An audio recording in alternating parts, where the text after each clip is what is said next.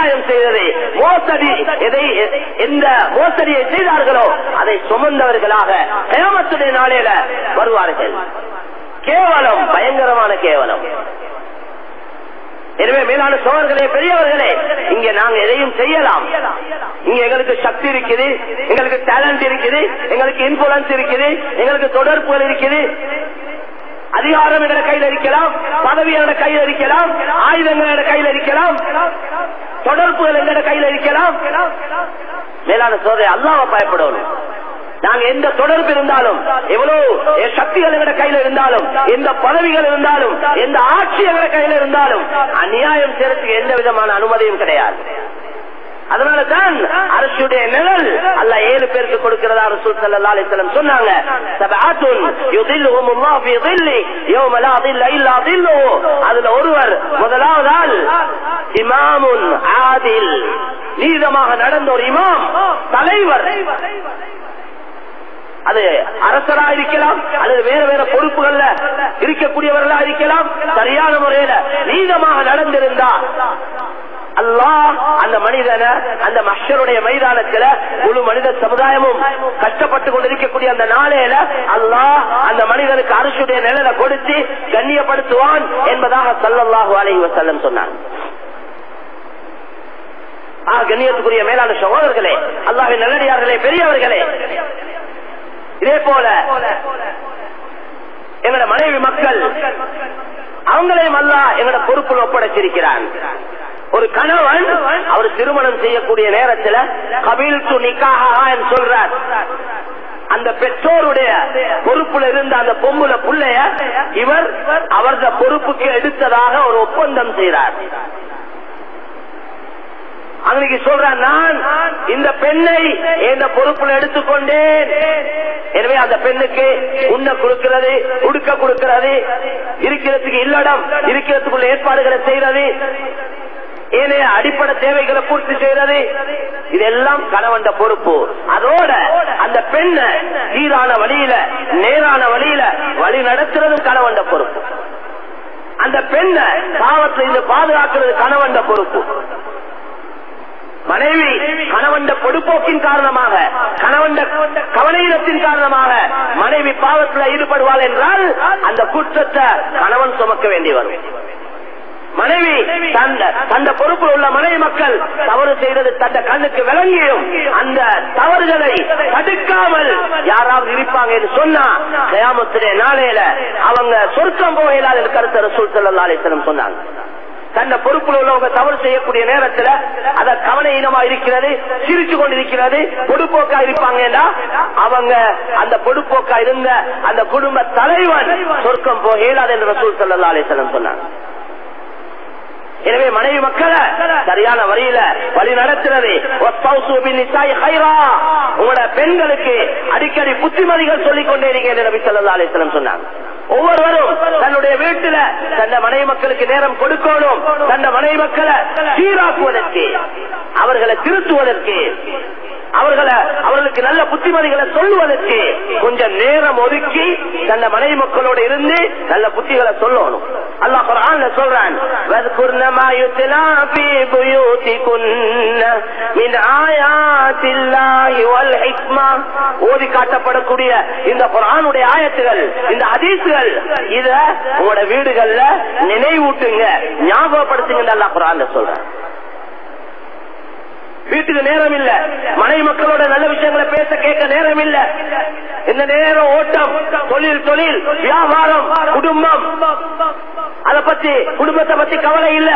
தள்ளி சம்பாதிக்கிறதுலே 1 2 ஆக்குறார், 2 4 ஆக்குறார், 4 8 ஆக்குறார். இதிலே காலம் கழி.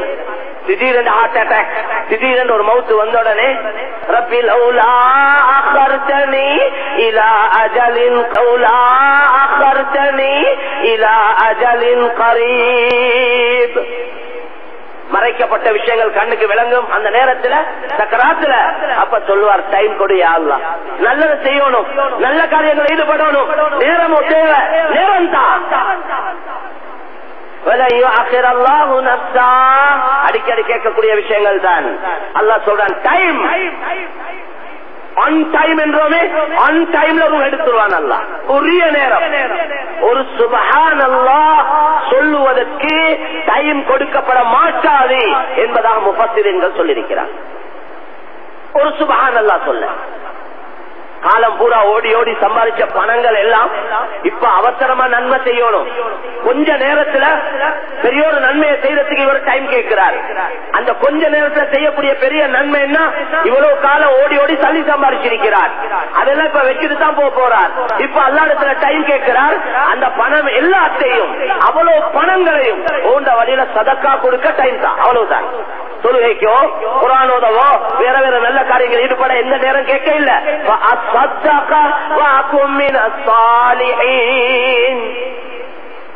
கிடைக்கிற அந்த கொஞ்ச நேரத்துல பெரியோர் எல்லாம் அந்த பெரியோர் நன்மையை செஞ்சிடணும். அதுக்கு டைம் கேட்கிறார். அதுக்கு என்ன குறிப்பிட்டு சொல்றார்? சதக்கா கொடுக்க டைம் தான். அவ்வளவு பணத்தையும் சதக்கா கொடுத்துருவேன். சாலிஹீன்கள் நல்லடியாருடைய கூட்டத்திலே சேர்ந்து கொள்வேன்.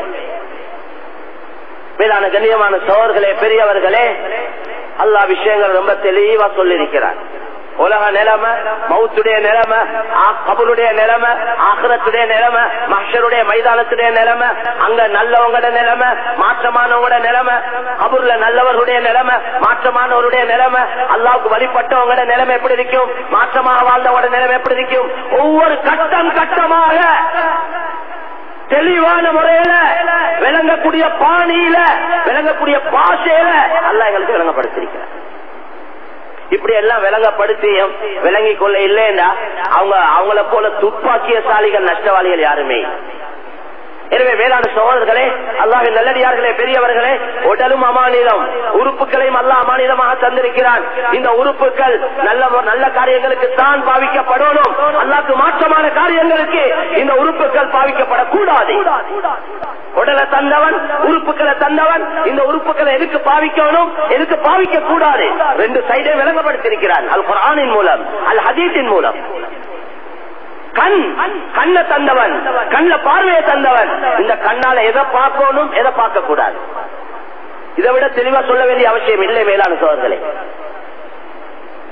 சொல்லப்பட்டதை விளங்க இல்லையா? எடுத்து நடக்கிறது முதலால் விளங்கணுமே.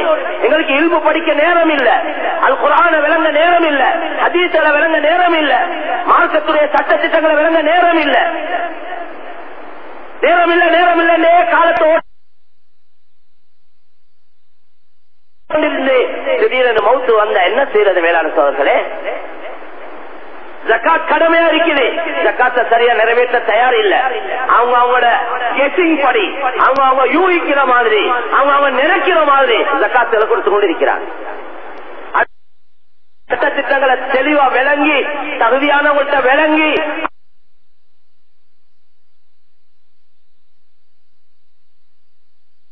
அதை உரிய ஒப்படைக்க தயார் இல்லை. கேஷ் கையில இல்லையா? நோம்பு மாசத்துல பொதுவா சொல்லக்கூடிய கருத்து தான், என்னோட கையில கேஷ் இல்லையே, என்ன செய்யறது? எல்லாம் செக்ஸா தானே இருக்குது, எல்லாம் சாமான ஸ்டோர்ல இருக்குது, எப்படி ஜக்காத் கொடுக்கிறது? இன்றைக்கா ஜக்காத்தை கடமையாக்கினான் அல்லாஹ். ஜக்காத் கடமை என்ன எப்பயோ தெரியும், வருஷம் முழுக்க தெரியும். அப்ப நேரத்தோட பிளான் பண்ணணும், நேரத்தோட அதுக்குள்ள ஏற்பாடுகளை செய்யணும். ஏதாவது ஒரு அமைப்புல அதை சேர்க்கணும். உடனடியா ஒரு பெரிய தொகையை ஒதுக்கிறது கஷ்டம் வேண்டாம்.